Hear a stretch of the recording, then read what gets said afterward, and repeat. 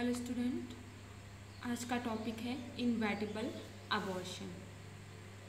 कल हमने आपको थ्रेटेंड अबॉर्शन पढ़ाया था और हम आपको स्टार्ट करते हैं इनवैटिबल अबॉर्शन।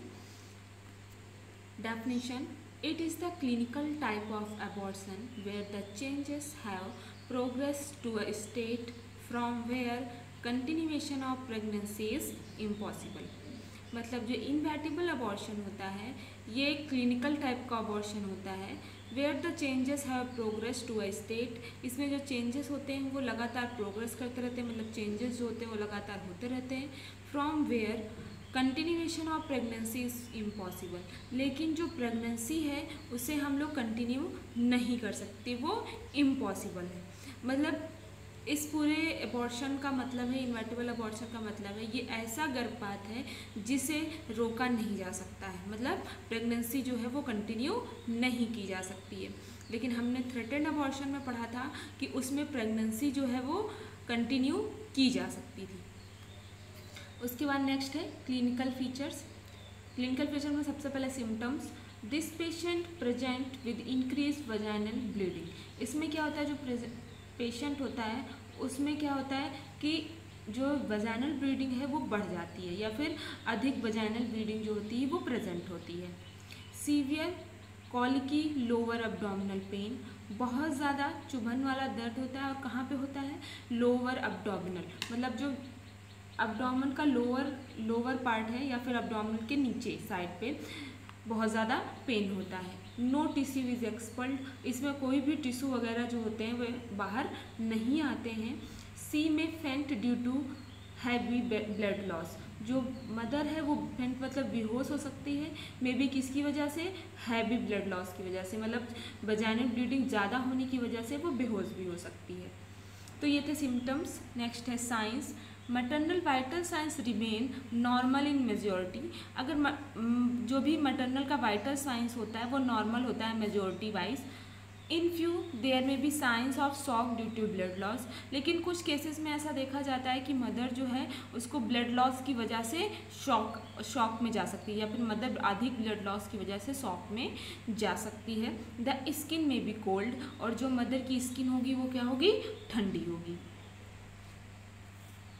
उसके बाद स्टार्ट करते हैं नर्सिंग मैनेजमेंट क्या है। The patient is admitted in the hospital, जो पेशेंट है उसको हॉस्पिटल में एडमिट किया जाएगा अगर उसको ऐसी कंडीशन है तो। If blood loss is moderate Ringer lactate is started IV. अगर ब्लड लॉस मॉडरेट है, ना ज़्यादा है ना कम है, तो उस टाइम पे हम लोग क्या करेंगे, उसको लिंगर लैक्टेट स्टार्ट कर देंगे, आईवी देंगे, मतलब इंट्रावेनस इन्फ्यूज़न वगैरह जो है वो स्टार्ट कर देंगे, जैसे आरएल वगैरह। उसके बाद नेक्स्ट है blood transfusion are needed in heavy blood loss. अगर ब्लड लॉस ज़्यादा हो रहा है, बहुत ज़्यादा मात्रा में हो रहा है, तो उस टाइम पे ब्लड ट्रांसफ्यूजन की ज़रूरत पड़ सकती है। Injection morphine 15 mg is given IM, और उसको हम मॉर्फिन इंजेक्शन देंगे 15 mg देंगे और IM देंगे, इंट्रामस्कुलर देंगे। उसके बाद excessive bleeding is controlled by administration of injection Methergine 0.2 mg। अगर ब्लीडिंग बहुत ज़्यादा हो रही है तो उसे कंट्रोल करने के लिए हम लोग मेथर्जिन इंजेक्शन देते हैं 0.2 mg। The shock is corrected by IV fluid therapy and blood transfusion. अगर मदर शॉक में है तो उस टाइम पे उसका जो शॉक है वो हम लोग करेक्ट कर सकते हैं, कैसे? IV फ्लूइड थेरेपी द्वारा या फिर ब्लड ट्रांसफ्यूजन द्वारा। उसके बाद if the abortion process is before 12 weeks then under general anaesthesia the dilatation and evacuation is done followed by curettage.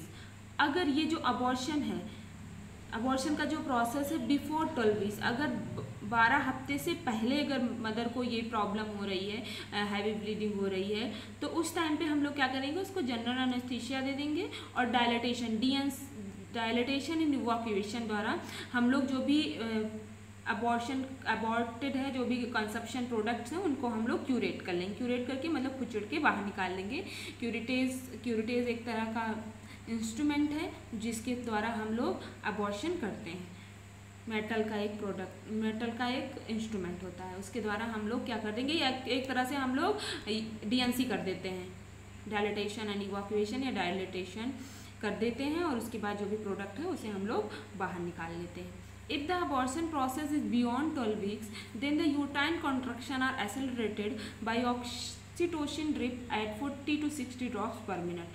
अगर जो अबॉर्शन की प्रोसेस है बियॉन्ड 12 वीक्स, अगर 12 हफ्ते के बाद हो रही है तो उसमें जो यूट्राइन कंट्रक्शंस हैं वो एक्सेलरेट होने लगेंगे, तो उस टाइम पे हम लोग क्या करेंगे, ऑक्सीटोसिन ड्रिप स्टार्ट कर देंगे at 40 to 60 drops per minute. और जो ऑक्सीटोसिन ड्रिप होगा वो 40 से 60 ड्रॉप्स पर मिनट पे लगाएंगे। If the placenta is not separated, digital separation is done followed by the evacuation under general anesthesia। अगर प्लेसेंटा है वो सेपरेट नहीं हो रहा है, कहीं चिपक गया, स्टिक हो गया है, या फिर प्लेसेंटल से कोई प्रॉब्लम है, अबनॉर्मलिटीज ऑफ प्लेसेंटा है, तो उस टाइम पे हम लोग डिजिटल सेपरेशन करेंगे, मतलब इवाक्यूएशन करेंगे, मतलब उसको क्यूरेट करके बाहर निकालेंगे। और ऐसा हम अंडर जनरल एनेस्थीसिया करेंगे। जीए का मतलब है जनरल एनेस्थीसिया के अंतर्गत ऐसा हम करेंगे। उसके बाद treat shock in case of excessive blood loss. अगर ब्लड लॉस ज़्यादा हो गया है तो उसका शॉक जो है वो हम लोग ट्रीट करेंगे। तो ये था इन्वर्टिबल अबॉर्शन। इसका नेक्स्ट टाइप कंप्लीट अबॉर्शन। ये था इन्वर्टिबल अबॉर्शन, उसका दूसरा टाइप है कंप्लीट अबॉर्शन। स्टार्ट करते हैं definition. It is the type of abortion where the products of conception is expelled in masses. मतलब ये जो कंप्लीट अबॉर्शन होता है ऐसा टाइप ऑफ अबॉर्शन होता है जिसमें कंसेप्शन प्रोडक्ट्स जो होते हैं वो एक्सपल्ड हो जाते हैं इन मासेस, मतलब मासेस के फॉर्म में जो भी प्रोडक्ट्स होते हैं वो एक्सपल्ड आउट हो जाते हैं, मतलब बाहर आ जाते हैं। और ये कंप्लीट अबॉर्शन में क्या होता है कि सारी चीज़ें कंप्लीटली बाहर आ जाती हैं। उसके बाद नेक्स्ट है clinical feature. There is history of expulsion of fleshy mass per vaginam. इसमें क्या होगा कि जो फ्लैसी मासेस हैं या फिर फ्लैसी टिश्यू जो है उसका एक्सपल्शन हो जाता है वजाइना के द्वारा, ऐसा देखा गया है। एब्डोमिनल पेन होगा और वजाइनल ब्लीडिंग होगी। उसके बाद नेक्स्ट है नर्सिंग मैनेजमेंट। नर्सिंग मैनेजमेंट में क्या करेंगे, observe the condition of mother. सबसे पहले हम लोग मदर की जो कंडीशन होगी उसको देखें। Note the effect and amount of blood loss. उसके बाद क्या क्या इफेक्ट हो रहा है, क्या क्या प्रॉब्लम होगी उसको नोट डाउन करेंगे, और कितने अमाउंट में ब्लड लॉस हुआ उसे भी नोट करेंगे। If there is doubt about complete expulsion of the products then uterine curettage should be done. अगर डाउट है, अगर नर्सेज वगैरह को डाउट है कि हाँ कि जो भी एक्सपल्शन हुआ, जो प्रोडक्ट्स हैं वो पूरी तरह से कम्प्लीटली एक्सपल्ड आउट नहीं हुए, बाहर नहीं आए, तो मे बी ऐसा अगर है, अगर कुछ भी प्रोडक्ट्स वगैरह यूट्राइन में है तो इन्फेक्शन होने के चांसेस है या मदर को दोबारा से ब्लीडिंग होने के चांसेस है। तो ऐसे में अगर डाउट है कि पूरा तरीके से एक्सपल आउट नहीं हुआ है, कम्प्लीटली नहीं हुआ है, तो उस टाइम पे हम लोग क्यूरेटेज जो है वो करते हैं। उसके बाद sonography is useful to prevent unnecessary surgical procedure. और सोनोग्राफी करवाएंगे, और जो सोनोग्राफी होता है वो बहुत ज़्यादा यूजफुल होता है, जैसे कि अननेसेसरी सर्जिकल प्रोसीजर वगैरह कराने से, क्यूरेटेज वगैरह है तो देखना है हमें कैसे डाउट को क्लियर करना है, तो हम लोग सोनोग्राफी करेंगे और देखेंगे कि जो चीज़ें हैं वो पूरी तरह से एक्सपल आउट हुई हैं कि नहीं, तो सोनोग्राफी में पता चल जाएगा। तो अननेसेसरी यूट्राइन क्यूरेटेज वगैरह करने की ज़रूरत नहीं है। तो बच्चों ये था आज का टॉपिक। हमने 2 टॉपिक्स आपको पढ़ाए, एक इन्वर्टिबल अबॉर्शन और दूसरा कंप्लीट अबॉर्शन।